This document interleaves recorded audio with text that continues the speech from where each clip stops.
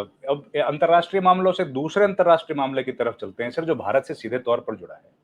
Israel के जो ambassador हैं, रुइन अजर, उनका बड़ा एक स्टेटमेंट आया जिस पर विवाद हो रहा है सर। ये तो हम लोगों ने सुना नहीं कभी, फॉरेन एम्बेसडर हिंदुस्तान के किसी सांसद के बारे में ऐसे शब्दों का प्रयोग करे। प्रियंका गांधी को जो उन्होंने बोला, वो तो मुझे लगता है चिंता की बात है, और सरकार चुप है सर उस पर। जनता चुप इसलिए है कि वो उसी अंग्रेजी में फिर कहावत है Ravinder, at times silence is eloquent. कभी कभी चुप्पी जो होती है वो बहुत शोर बचाने वाली चुप्पी होती है।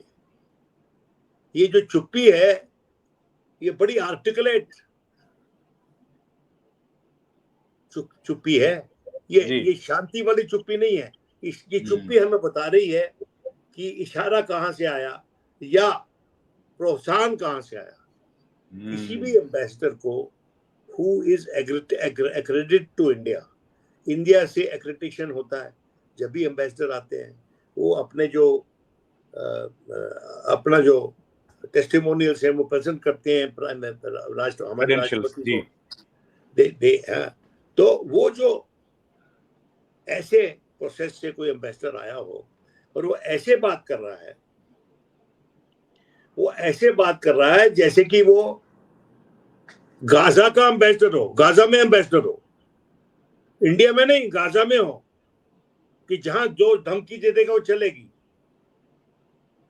और उसके खिलाफ उसकी बड़ी भर्त्सना हुई है। ये बदकिस्मती है कि हमारी सरकार बोल नहीं रही। हमारी सरकार को बोलना चाहिए इस पे, वरना कैसे दिखाओगे ये देश एकजुट है।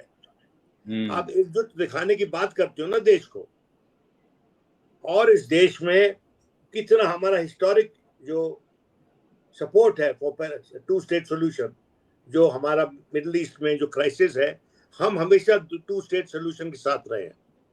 और अटल जी के अनगिनत भाषण है सपोर्टिंग टू स्टेट सॉल्यूशन। बिल्कुल बिल्कुल भाषण है। और एक जमाना था कि Yadav Arafat young generation of Indians का हीरो होता था। हमारा हीरो था, आपका हीरो रहा होगा, वो हीरो था।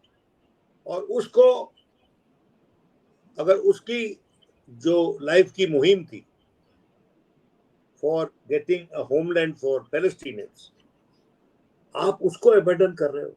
चलो आपने उसको अबेंडन कर दिया, चलो हम मानते हैं कि शुरू से आपके लिए इजराइल एक रोल मॉडल था।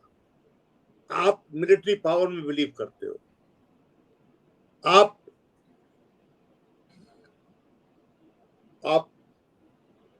मस्कुलर डिप्लोमेसी में बिलीव करते हो, मान लिया। लेकिन डिप्लोमेसी मसल्स का गेम नहीं है, वो ब्रेन मसल्स का गेम है। ब्रेन मसल्स का। और अगर diplomacy is a cerebral pursuit, it's not a physical pursuit. We are known as argumentative Indians. Bharat जो है उसने अपनी हैसियत, अपने विवेक से, अपनी विद्वता से, अपने शोध से, अपने इतिहास से दुनिया में नाम कमाया है। जब गांधी मरा था तो झंडे तमाम दुनिया में हाफ मास्ट पे थे, झुक गए जी। और आज भी अपने देश को तो खैर छोड़िए, आज भी अगर आप विदेश में जाएं और आप नेहरू, गांधी, बोस इनकी बात करें तो आपको पता चलेगा कि आपकी विरासत कितनी रिच है। आपकी विरासत में कितना अट्रैक्शन है लोगों के लिए, कितना कुछ सीख है। हमने इंस्पायर किया साउथ अफ्रीका की जो फ्रीडम मूवमेंट थी, अफ्रीकन नेशनल कांग्रेस, क्या थी वो? It was inspired by the Indian National Congress. Absolutely, sir. Our freedom struggle. तो मैं ही समझता हूं कि जहां पर हमने मार्टिन लूथर किंग जूनियर को इंस्पायर किया हमने, yes, जो पूजा जाता है by the black population in the coloured people of America, तो हम कहां आ गए? हम ये कहां आ गए तेरे साथ चलते चलते? हम सरकार से पूछना चाहते हैं, ये हमारा वो काम नहीं है। और किसी मुल्क का एम्बेसडर आके हमारे ही इलेक्टेड लीडर्स को लताड़े, उनका परिहास करे, बावजूद जो भी प्रोवोकेशन हो।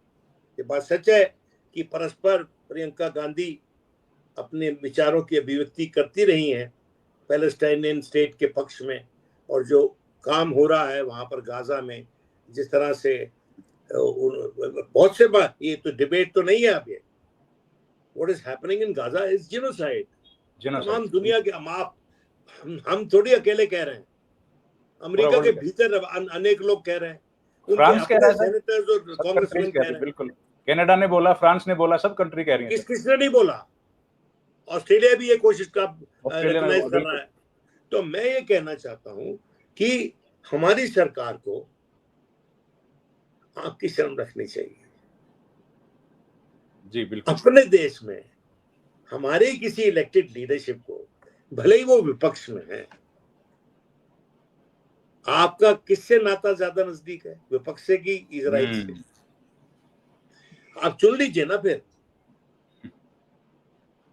तो ये बात सच है कि जो हुआ ये हमारी शर्म की बात है, और इंडियन फॉरेन पॉलिसी एस्टैब्लिशमेंट के लिए शर्म की बात है। मैं इसके जवाब की अपेक्षा जयशंकर से करता हूं। जी बिल्कुल बिल्कुल।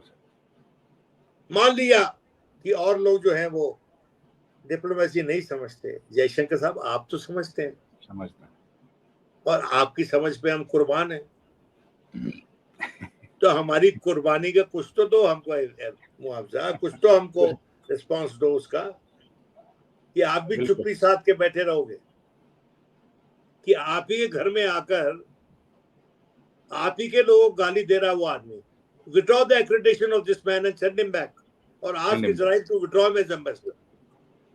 इजराइल को बोलना चाहिए हमारी सरकार को कि इस आदमी को आप वापस बुला लीजिए, withdraw him as ambassador to India. बिल्कुल सर, ये हक है हमारा, क्योंकि इसके पास जो एक्रेडिटेशन है वो हमारी सरकार की है, इसलिए यहाँ पर तैनात